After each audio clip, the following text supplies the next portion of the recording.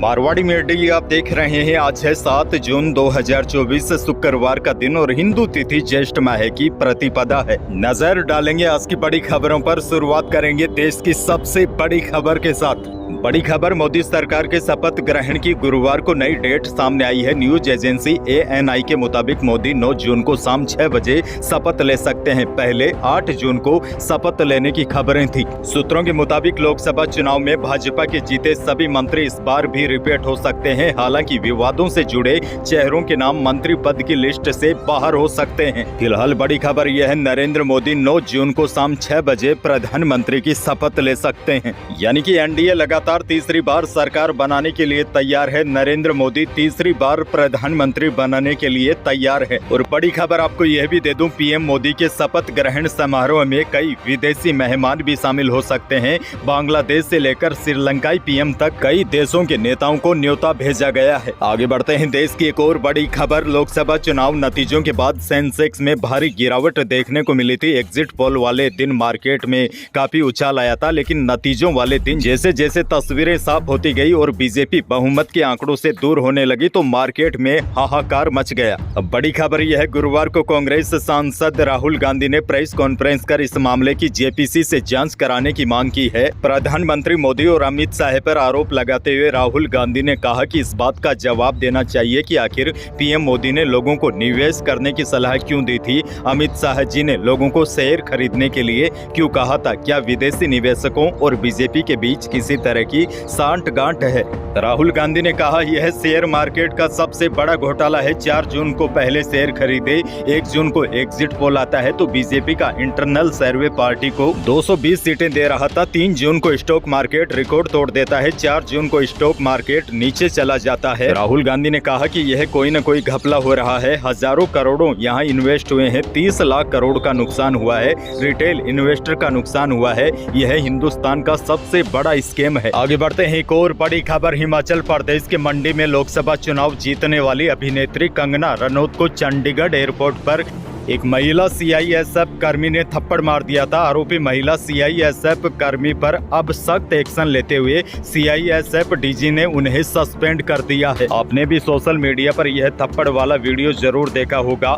जानकारी के मुताबिक CISF की महिला सुरक्षा कर्मी की चंडीगढ़ एयरपोर्ट पर कंगना रनौत से बहस हो गई थी। इसी बहस के बाद सुरक्षा कर्मी ने कथित तौर पर कंगना रनौत को थप्पड़ मार दिया। इस मामले में वरिष्ठ अफसरों ने एक निगरानी कमेटी भी गठित कर दी है जो इस पूरी घटना की पड़ताल करेगी। लेकिन फिलहाल बड़ी खबर यह है, चंडीगढ़ एयरपोर्ट पर कंगना रनौत को थप्पड़ मारने वाली महिला CISF को सस्पेंड कर दिया है। बहरहाल आगे बढ़ जाते हैं, राजस्थान से बहुत बड़ी खबर। लोकसभा चुनाव में राजस्थान की 25 में से 11 सीटें हारने के बाद भाजपा में अब नाराजगी के सुर फूटने लगे हैं। शहरी विकास और आवास मंत्री झाबर सिंह खर्रा ने गलत टिकट वितरण को हार का कारण बताया है। खर्रा ने कहा, राजस्थान में लोकसभा चुनाव में बीजेपी के 11 सीटें हारने के एक नहीं कई कारण है। इसमें किसान आंदोलन, टिकट वितरण में हुई गलतियां सहित कई कारण है। उन्होंने कहा कि प्रदेश में बीजेपी के वरिष्ठ नेताओं की अनदेखी भी हार का कारण है।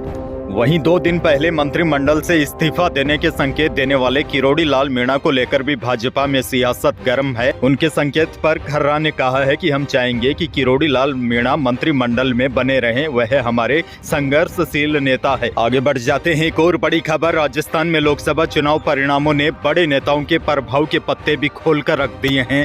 बुधवार दिग्गज नेताओं और प्रत्याशियों की स्थिति देखे तो कई मंत्री, विधायक और सांसद का चुनाव लड़े प्रत्याशी अपनी ही बूथ से पार्टी को लीड नहीं दिला सके। हालांकि सीएम भजनलाल शर्मा अपने बूथ पर भाजपा को बढ़त दिलाने में सफल रहे, लेकिन पूर्व सीएम अशोक गहलोत इस मामले में पिछड़ गए। गहलोत अपने ही बूथ पर कांग्रेस को बढ़त नहीं दिला सके। और केंद्रीय मंत्रियों की बात करें तो कैलाश चौधरी भी अपने बूथ पर बढ़त नहीं ले सके। आगे बढ़ जाते हैं, बड़ी खबर। चुनाव खत्म होने के साथ ही राजस्थान की भजनलाल सरकार का बहुत बड़ा फैसला। सरकार ने पूर्व मुख्यमंत्री अशोक गहलोत के समय सरकार सरकारी विभागों में हुई भर्तियों की जांच करवाने का फैसला किया है। और बड़ी बात तो यह है, इसके लिए कार्मिक विभाग ने उन सभी विभागों को पत्र लिख दिया है जिन विभागों में पिछले 5 सालों में कर्मचारियों की भर्तियां हुई है। सिलेक्ट हुए अभ्यर्थियों के शैक्षणिक दस्तावेजों की जांच होगी। इसके लिए हर विभाग में एक इंटरनल कमेटी बनाए जाने के भी निर्देश दिए गए हैं। सरकार का कहना है कि पिछले कुछ सालों में जो भर्तियां हुई है उनमें प्रस्तुत फर्जी शैक्षणिक दस्तावेज और डमी कैंडिडेट के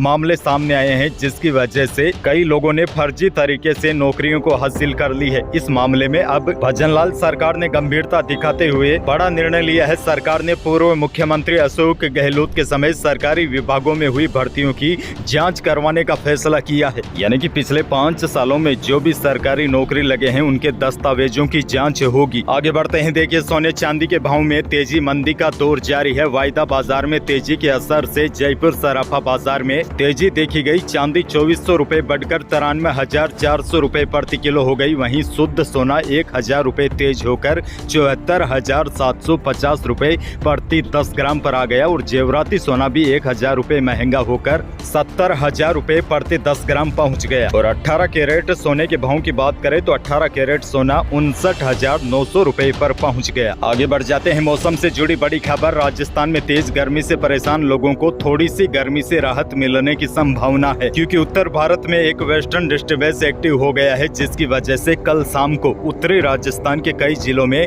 आंधी बारिश का दौर देखा गया।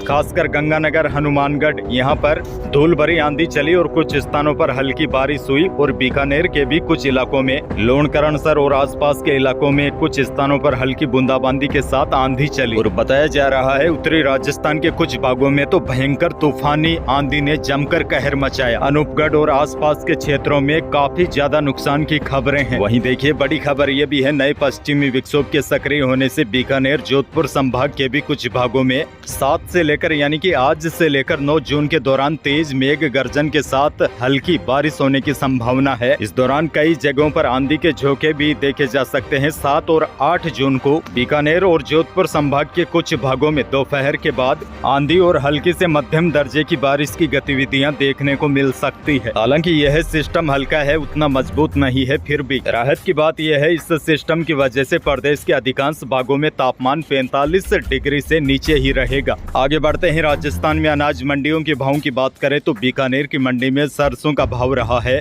5591 रुपए, चना बिका है अधिकतम 6900 रुपए, जीरा बिका है 27,700 रुपए अधिकतम बीकानेर में और इसबगोल का भाव रहा है अधिकतम 14,850 रुपए। आगे बढ़ते हैं, बड़ी खबर देखिए, पिछली गहलोत सरकार के दौरान जो भी जनहितकारी योजनाएं थी वह अब लगभग बंद सी नजर आ रही है, चाहे इंदिरा गांधी फूड पैकेट योजना हो या चाहे चिरंजीवी योजना। माना जा रहा है कि जो बीजेपी को अब की बार कम सीटें मिली है उसके पीछे योजनाओं को बंद करने का कारण भी हो सकता है। हालांकि इसके पीछे कोई एक कारण नहीं है, इसके पीछे कई कारण है जो कल शाम को मैंने पूरी डिटेल के साथ आपको वीडियो दिया है, तो उस वीडियो को आप जरूर देखिएगा। उसमें बताया गया है कि बीजेपी को कम सीटें क्यों मिली और आने वाले दिनों में बीजेपी कौन सी जनहित योजनाओं को वापस शुरू कर सकती है। फिलहाल यही थी प्रदेश और देश की आज की बड़ी और महत्वपूर्ण खबरें। वीडियो को लाइक करना बिल्कुल न भूलिए और चैनल पर नए हैं तो सब्सक्राइब जरूर कीजिए ताकि आप अपडेट रहे बड़ी और काम की खबरों से। धन्यवाद।